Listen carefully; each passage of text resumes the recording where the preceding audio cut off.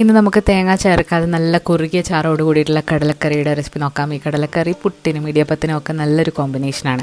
1 cup കടല തലേദിവസം തന്നെ വെള്ളത്തിൽ കുതിർത്തിട്ടതാണ്. അത് രാവിലെ പ്രഷർ കുക്കറിലേക്ക് കഴുകി ഇട്ട് കൊടുക്കുക. ഇതിലേക്ക് 1-2 ചെറിയ സവാള പൊടിയിട്ടരിഞ്ഞത്, ഇഞ്ചി വെളുത്തുള്ളി നീളത്തിലരിഞ്ഞത്, പച്ചമുളക്, കുറച്ച് ഉപ്പ്, പിന്നെ 1 നുള്ളു കായം, 2 കപ്പ് വെള്ളം, പിന്നെ കുറച്ച് കറിവേപ്പിലയും കൂടി ഇട്ടിട്ട് നമുക്കിത് മീഡിയം ഫ്ലെയിമിലിട്ട് വേവുന്ന വരെ ഒന്ന് വേവിച്ചെടുക്കാം. ഞാനിവിടെ 6 വിസിലാണ് എടുത്തിരിക്കുന്നത്. കടലൊക്കെ നന്നായിട്ട് വെന്തിട്ടുണ്ട്. നന്നായിട്ടൊന്ന് മിക്സ് ചെയ്ത് കൊടുക്കുക തവി വെച്ചിട്ട്. ഇനി വെളിച്ചെണ്ണ ചൂടായി വരുമ്പോൾ ഇതിലേക്ക് കടുക് ഇട്ട് പൊട്ടിക്കാം. ഇതിലേക്ക് 1 പിടി ചെറിയ ഉള്ളി വട്ടത്തിലരിഞ്ഞതും കൂടെ ചേർക്കുക. ചെറിയ ഉള്ളി ചേർക്കുമ്പോഴാണ് ഈ കടലക്കറിക്ക് നല്ല ടേസ്റ്റ്. പകരം സവാള എടുത്താലും മതി. കറിവേപ്പില, അതുപോലെ 1/4 ടീസ്പൂൺ മഞ്ഞൾപ്പൊടി, 1 ടീസ്പൂൺ മുളക് പൊടി, 2.5 ടീസ്പൂൺ മല്ലിപ്പൊടി, 1/4 ടീസ്പൂൺ പെരിഞ്ജീരകത്തിൻ്റെ പൊടി, 1/4 ടീസ്പൂൺ ഗരം മസാല. പച്ചമണം നന്നായിട്ട് മാറ്റിയെടുക്കുക. ഇതിലേക്ക് വേവിച്ച് വെച്ചിരിക്കുന്ന കടല കൂടി ചേർക്കാം. ഇതിലേക്ക് തക്കാളി ചേർക്കരുത്. തക്കാളി ചേർത്താൽ വേറൊരു ടേസ്റ്റാണ്. ആവശ്യമുള്ള ഉപ്പൊക്കെ ചേർത്തിട്ട് അഡ്ജസ്റ്റ് ചെയ്യുക. നല്ല ടേസ്റ്റി ആയിട്ടുള്ള കുറുകിയ കടലക്കറി റെഡിയാണ്. അപ്പോൾ എല്ലാവരും ഒന്ന് ട്രൈ ചെയ്ത് നോക്കാം.